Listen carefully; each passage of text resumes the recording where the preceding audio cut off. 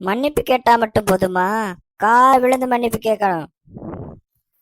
ஐயோ மேடம், என்னை விட்டுருங்க மேடம். எனக்கு பயமா இருக்கு மேடம். நான் உங்க காலில் மன்னிப்பு கேட்கிறேன் மேடம். என்ன ரமேஷ் சோகமா உட்கார்ந்து இருக்கிற? வேலை விஷயத்துல ஒரு பிரச்சனைங்க.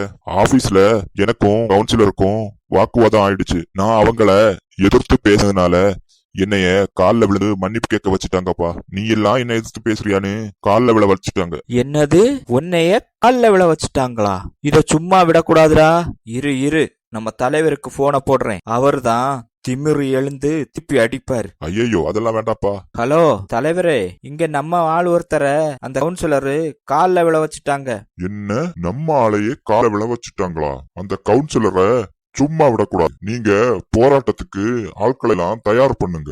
சரி தலைவரே, எல்லாரையும் ரெடி பண்ணிடுவோம். ஏன்பா, ஒரு நிமிஷம். அந்த கவுன்சிலரு ஆளுங்கட்சி கவுன்சிலரா எதிர்கட்சி கவுன்சிலரா?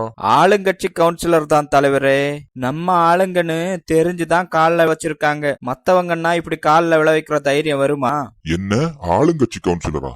இத முன்னாடியே சொல்ல வேண்டாம். சரி சரி, நீங்க போராட்டம் எதுவும் பண்ணிடலையே. நீங்க போராட்டம் எதுவும் பண்ணிட வேண்டாம். நான் அவங்கள தோழமை சுட்டுதல்ல சுட்டுடுறேன். என்ன தலைவரே இப்படி சொல்றீங்க? நாம போராட்டம் பண்ணாதானே நம்மளுக்கு நியாயம் கிடைக்கும். பிரச்சனை அது இல்லையா? நாம நல்ல சம்பளத்துல அரசாங்க வேலை பார்க்க தான் பிரச்சனை அவங்களுக்கு. நாம மட்டும்தான் எப்பவும் அடிமை மாதிரி அரசாங்கம் பார்க்கணுமா?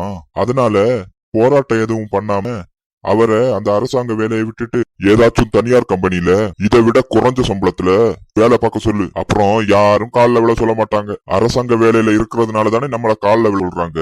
நாம யாருன்னு அவங்களுக்கு கிட்டுவோம். என்ன தலைவரே, நம்ம தலைமுறை அரசாங்க வேலை கிடைச்சுதான் இப்போ கொஞ்சம் கொஞ்சமா முன்னேறிட்டு வர்றாங்க. நீங்க என்னன்னா அரசாங்க வேலையை விட்டுட்டு தனியார் வேலைக்கு போக சொல்றீங்க, அதுவும் குறைஞ்ச சம்பளத்துல. யோ, என்னய்யா புரியாம பேசுற? அரசு பணி நிரந்தரம் கேட்ட தூய்மை பணியாளர்களுக்கும் நான் இதைத்தான் சொன்னேன்.